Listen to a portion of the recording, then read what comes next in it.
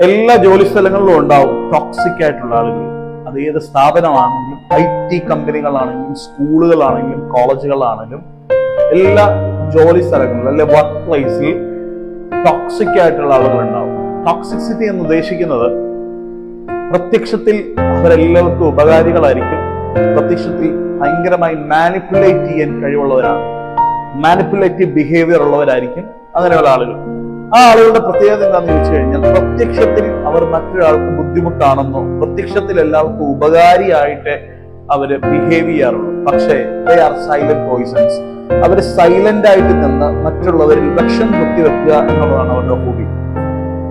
ഏത് സ്ഥലങ്ങളിൽ ചെന്നാലും ചില ആളുകൾക്ക് ജോലി സർവൈവ് ചെയ്യാൻ ബുദ്ധിമുട്ടുണ്ടാവും, ചില ആളുകൾക്ക് ഒരു കുഴപ്പമില്ലാതെ ഹാപ്പി ആയിട്ടായിരിക്കും പോകുന്നത്, ചില ആളുകൾ ഒന്നിലും പെടാതെ ഒരു സൈഡിൽ കൂടെ പോകുന്നവരുണ്ടാവും.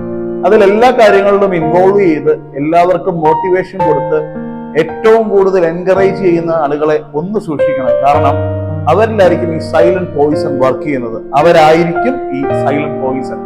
അത് നമ്മൾ അറിയാൻ വളരെയധികം വൈകിപ്പോയി. ഈ വൈകിപ്പോയി നമ്മളൊരു കുരുക്കിൽ ചെന്ന് പെട്ട് കഴിയുമ്പോഴേ നമുക്ക് മനസ്സിലാവുള്ളൂ ഇന്നയാളായിരുന്നു സൈലന്റ് പോയിസൺ എന്ന്. പക്ഷെ അതുവരെ മറ്റൊരാളുടെ തലയിലേക്ക് ആ പ്രശ്നം കൊണ്ടിട്ട് ചെറുകെ മാറി നിൽക്കാറാണ് പതിവ്. എന്നിട്ട് അത് നോക്കി ചിരിക്കും. അവരനുഭവിക്കുന്നത്, അവര് സഫർ ചെയ്യുന്നത് നോക്കി ചിരിച്ചുകൊണ്ടിരിക്കും. പുറത്ത് ചിരിച്ചില്ലെങ്കിലും ഉള്ളിൽ ചിരിച്ചുകൊണ്ടിരിക്കും. അങ്ങനെയുള്ള ആളുകളെ തിരിച്ചറിയാൻ വളരെ പാടാണ്. എങ്ങനെ തിരിച്ചറിയാം?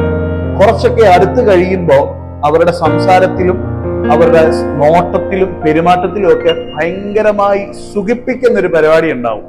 ഓവറായി നമ്മുടെ അടുത്തേക്ക് അടുത്ത് വന്ന് ഓവറായിട്ട് നമ്മളെ സുഖിപ്പിക്കുന്നുണ്ടെങ്കിൽ ഡിവെയർ അവരെ ഒന്ന് സൂക്ഷിക്കണം. കാരണം അവരെപ്പോ വേണമെങ്കിലും നമുക്കിട്ട് പരമണിയാം. എന്നിട്ട് അവര് മാറി നിൽക്കും.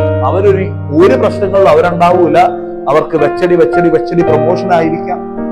ഏത് കാര്യത്തിനും അവരുടെ ഇൻഫ്ലുവൻസ് ഉണ്ടാവും, അഭിപ്രായം ഉണ്ടാവും. പക്ഷേ they are silent poisons. അവരെ തിരിച്ചറിഞ്ഞ് അവരെ അകറ്റി നിർത്തി അവരോട് ഇടപെടേണ്ട രീതിയിൽ നമ്മൾ എല്ലാ പ്രിക്കോഷനും എടുത്ത് ഇടപെട്ട് കഴിഞ്ഞാൽ നമ്മുടെ ജോലി വളരെയധികം സേഫ് ആയിരിക്കും. ഹാപ്പി ആയിട്ടുള്ള ഒരു എൻവയോൺമെന്റ് അവിടെ നമുക്ക് ക്രിയേറ്റ് ചെയ്യാൻ പറ്റും. നന്നായി നമുക്ക് ജോലിയിൽ മുന്നോട്ട് പോകാൻ പറ്റും. അങ്ങനെ പോയി കഴിഞ്ഞാൽ ഒരു ബുദ്ധിമുട്ടോ മെന്റൽ ഡിസാറ്റിസ്ഫാക്ഷൻ ഒന്നും ഉണ്ടാകാതെ മെന്റലി സാറ്റിസ്ഫൈഡ് ആയിട്ട് നമ്മുടെ ജോലി നല്ല ജോബ് സാറ്റിസ്ഫാക്ഷനിൽ കൊണ്ടുപോകാൻ പറ്റും.